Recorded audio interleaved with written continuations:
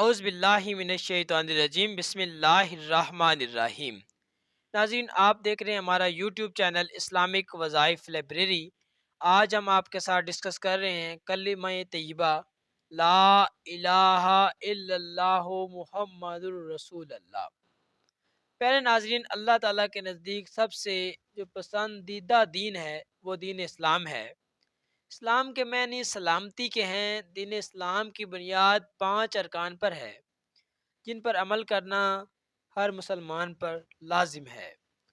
ناظرین، یہ ارکان اسلام مدرجہ ذیل ہیں کہ پہلا کلمہ طیبہ، دوسرا نماز، تیسرا روزہ، چوتھا زکوٰۃ اور پانچواں حج ہے۔ ان 5 بنیادی ارکان میں سے پہلا رکن کلمہ طیبہ ہے۔ پیارے ناظرین، مسلمان ہونے کے لیے سب سے پہلے کلمہ طیبہ لا الہ الا اللہ محمد الرسول اللہ پڑھنا لازمی ہے۔ ہم بھی کلمہ طیبہ پڑھ کر مسلمان ہوئے۔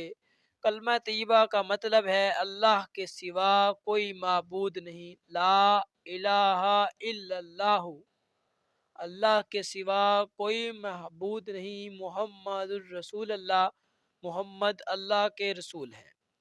پیارے ناظرین، کلمہ طیبہ کے 2 حصے ہیں۔ پہلے حصے میں ہم اللہ تعالیٰ کی توحید کا اقرار کرتے ہیں، لا الہ الا اللہ، یعنی ہم اس بات کا اقرار کرتے ہیں کہ اللہ تعالیٰ کے سوا کوئی ہستی ایسی نہیں ہے کہ جس کی عبادت کی جائے۔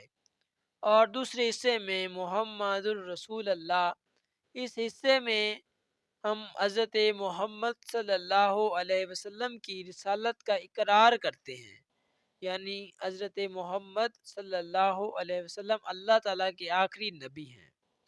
جب بھی کوئی شخص اللہ تعالیٰ کو اپنا معبود اور حضرت محمد صلی اللہ علیہ وسلم کو اللہ تعالیٰ کا آخری نبی اور رسول مانتا ہے تو اس کے لیے ضروری ہے کہ وہ اس کلمہ طیبہ کو اپنے دل و جان سے تسلیم کرے، کیونکہ کلمہ طیبہ میں اس بات کا اقرار ہے کہ اللہ ایک ہے اور اس کے سوا کوئی معبود نہیں، اور حضرت محمد اللہ تعالیٰ کے آخری رسول ہیں۔